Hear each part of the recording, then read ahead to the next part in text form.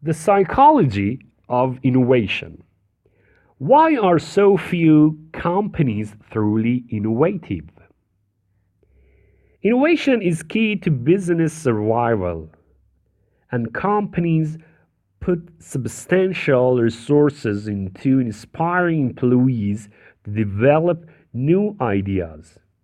There are nevertheless people working in luxurious, state-of-the-art centers designed to stimulate innovation, who find that the environment doesn't make them feel at all creative. And there are those who don't have a budget or much space, but who innovate successfully. For Robert B. Cialdini, professor of psychology at Arizona State University, one reason that companies don't succeed as often as they should is that innovation starts with recruitment.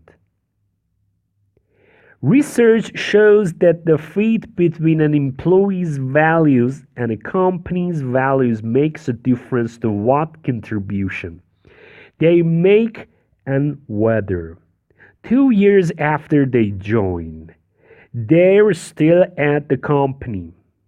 Studies at Harvard Business School showed that although some individuals may be more creative than others, almost every individual can be creative in the right circumstance.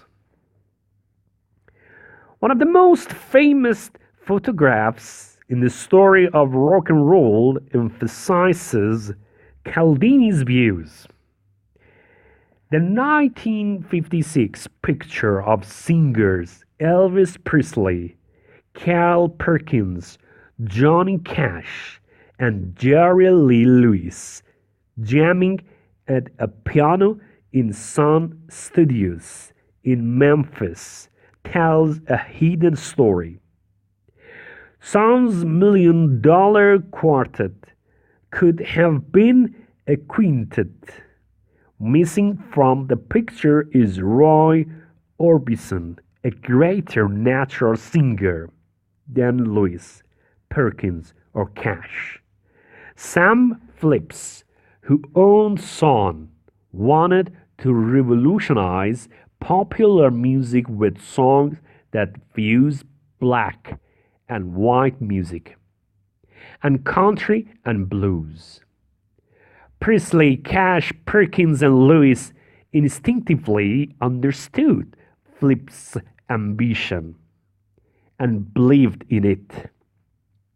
Orbison wasn't inspired by the goal and only ever achieved one hit with the Sun label. The value fit matters, says Cialdini, because innovation is, in part, a process of change. And under that pressure, we, as a species, behave differently. When things change, we are hardwired to play it safe. Managers should therefore adopt an approach that appears counterintuitive. They should explain what stands to be lost if the company fails to seize a particular opportunity. Studies showed that we invariably take more gambles when threatened with a loss than when offered a reward. Managing innovation is a delicate art.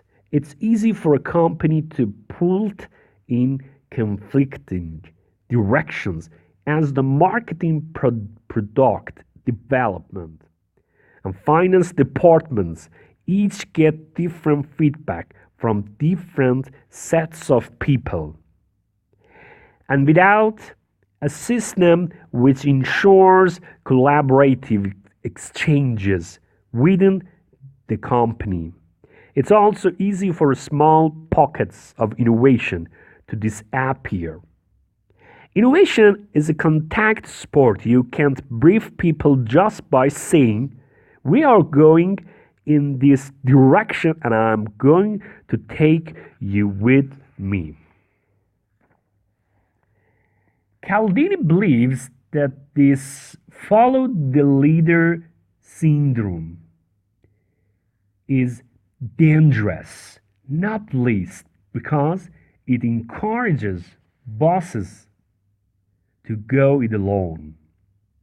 It's been scientifically proven that 3 people will be better than 1 at solving problems, even if that one person is the smartest person in the field. To prove his point, Cialdini cites an interview with molecular biologist James Watson.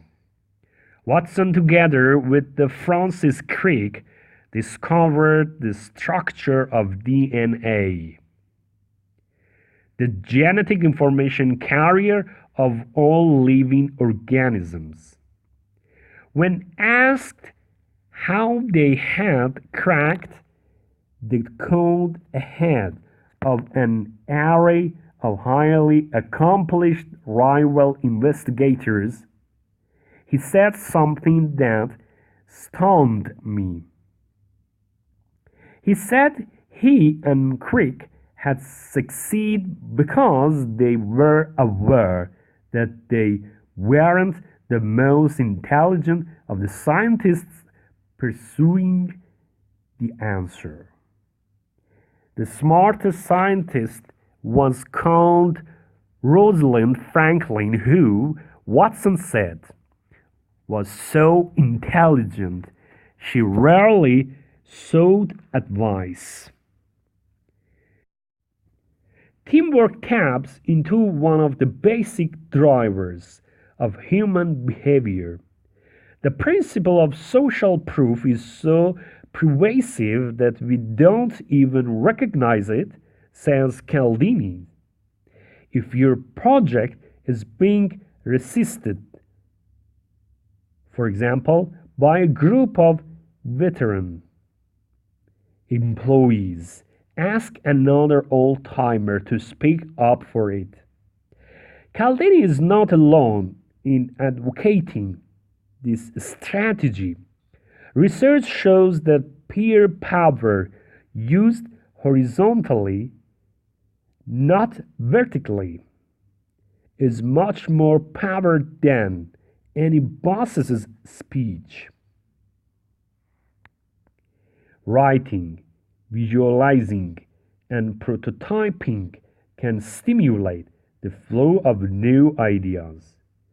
Cialdini cites scores of research papers and historical events that prove that even something as simple as writing depends every individual's engagement in the project.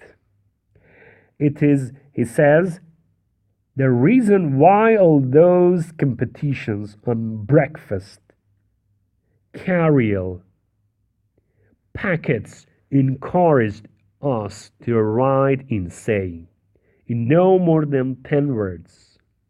I like college's corn flakes because the very act of writing makes us more likely to believe it. Authority doesn't have to inhibit innovation, but it often does.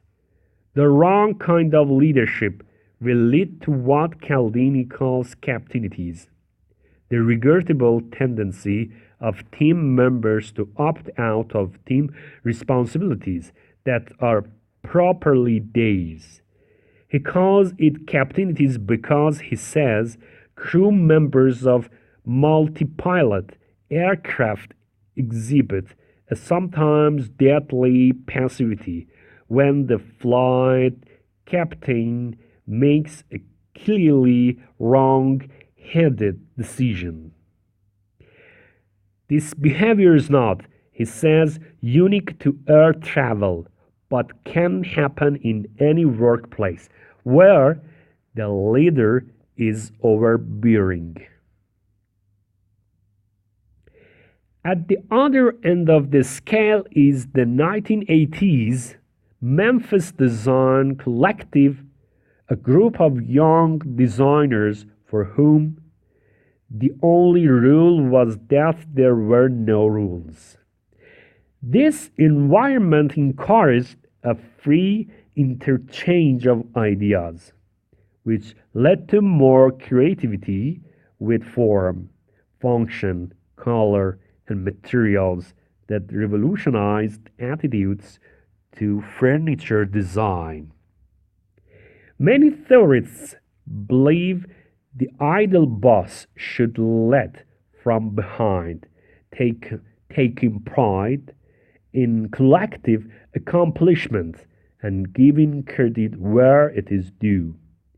Cialdini says leaders should encourage everyone to contribute and simultaneously assure all concerned that every recommendation is important to making the right decision and will be given full attention. The frustrating thing about innovation is that there are many approaches but no magic formula. However, a manager who wants to create a truly innovative culture can make their job a lot easier by recognizing these psychological realities.